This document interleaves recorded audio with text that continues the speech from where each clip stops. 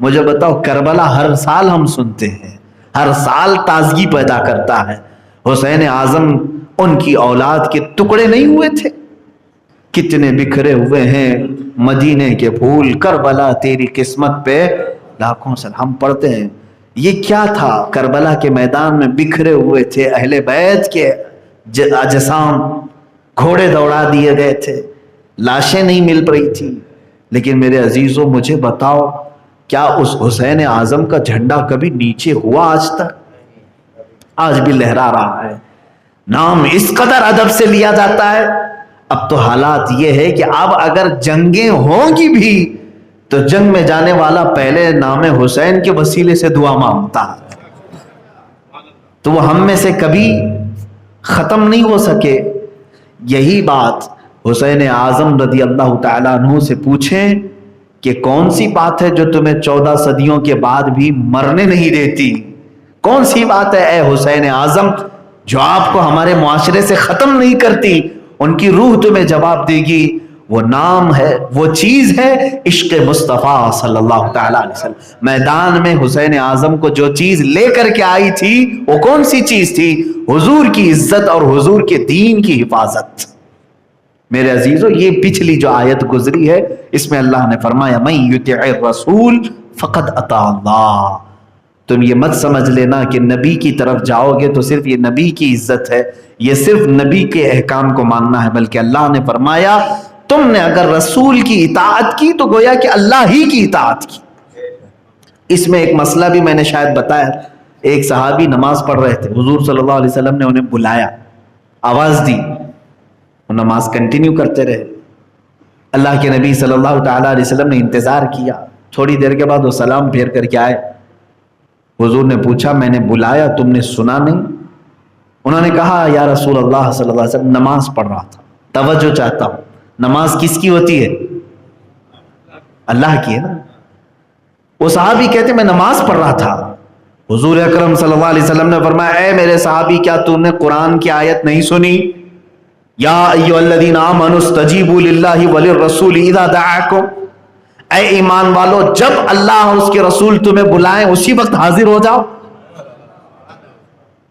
انہوں نے کہا ہاں یا رسول اللہ سنا تو ہوں، آیت ہے قرآن میں، لیکن اے اللہ کے نبی نماز کی حالت میں جب میں اللہ کا سجدہ کر رہا ہوں جب آپ بلائیں تو بھی میں آ جاؤں؟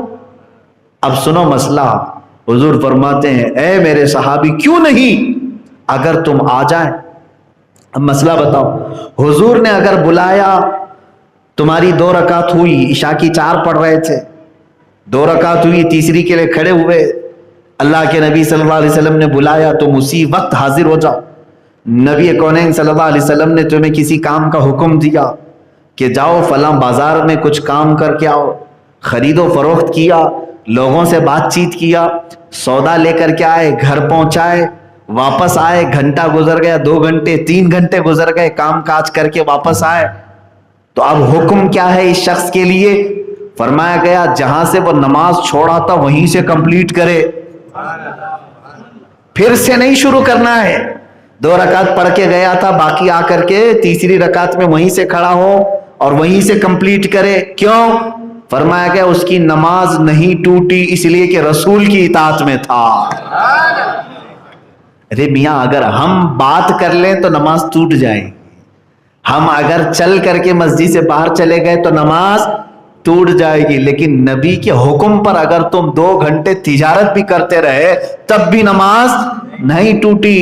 یہی آیت کہہ رہی ہے من یطع الرسول فقد اطاع اللہ، جس نے رسول کا حکم مانا گویا کہ اس نے اللہ ہی کی عبادت کی، اللہ کی اطاعت کی۔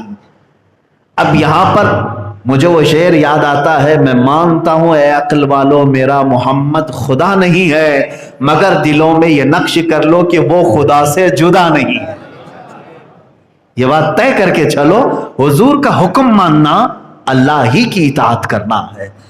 اب یہاں صحابہ اکرام رضوان اللہ تعالیٰ علیہ مجمعین کی باتیں بھی آتی ہیں، وہ اس قدر دوڑ کر کے حضور کے لیے حاضر ہوتے، اللہ اکبر، کہ وہ کان کھڑے رکھتے کہ اللہ کے نبی اب کس بات کا حکم دے رہے ہیں، کاش وہ اطاعت ہمیں دوبارہ مل جاتی۔ آج صحابہ کی بات تو دیکھیں، شراب ابھی حرام نہیں ہوئی تھی. حضرت انس رضی اللہ تعالیٰ عنہ فرماتے ہیں، کہتے ہیں کہ میں قہبہ خانے جو ہوتے تھے شراب کے، جیسے چائے کی ہوٹلیں ہوتی ہیں اس طرح شراب کی ہوٹلیں ہوتی تھی پہلے، ابھی اسلام میں حرام نہیں تھی شراب، سٹیپ بائی سٹیپ حرام کی گئی ہے. حضرت انس رضی اللہ تعالیٰ عنہ کہتے ہیں کہ میں شراب کے پیالے لوگوں کو بھر کر کے دینے کا کام کرتا تھا. ایک شام لوگ بیٹھے ہوئے تھے، شراب کا پیالہ بھر کر کے دیا جا رہا تھا.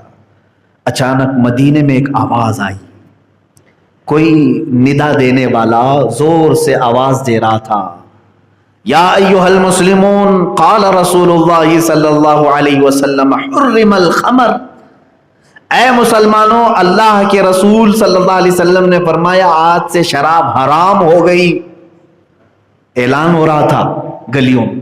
حضرت انس کہتے ہیں میرے ہاتھ سے پیالہ چھوٹ گیا، جو مٹی کا پیالہ ہوتا تھا چھوٹ گیا. جو لوگ قہبہ خانے میں بیٹھے ہوئے تھے جن کے کانوں میں آواز آئی، کوئی مٹکا اٹھایا ہوا تھا، کوئی گلاس اٹھایا ہوا تھا، کوئی پیالہ اٹھایا ہوا تھا، جس کے لبوں تک ہونٹوں تک بھی پہنچا ہوا تھا انہوں نے وہیں سے نیچے پھینک دیا. وہیں سے، یہ نہیں کہ دیکھتے ہیں ابھی حضور سے مل کے بات چیت کریں گے بعد میں پتہ چلے صحیح میں حرام ہوئی بھی کہ نہیں ہوئی، اعلان تو رہا ہے. حضرت انس کہتے ہیں میں نے دیکھا جس کے کان میں آواز آئی کہ رسول نے فرمایا، اسی وقت انہوں نے اپنے ہاتھوں سے مٹکے چھوڑ دیے، گلاس توڑ دیے، پیالے بہا دیے. وہ تاریخی دن تھا مدینے میں، تاریخی دن.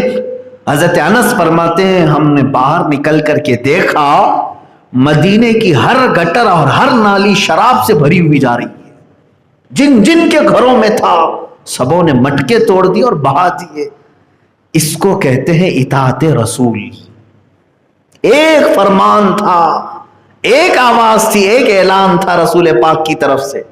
اور صحابہ، ظاہر سی بات ہے اگر پرانی کوئی عادت چھوڑنا ہو تو معمولی بات نہیں. یہ وہ صحابہ تھے جو اپنی جان سے زیادہ حضور سے محبت کرتے تھے.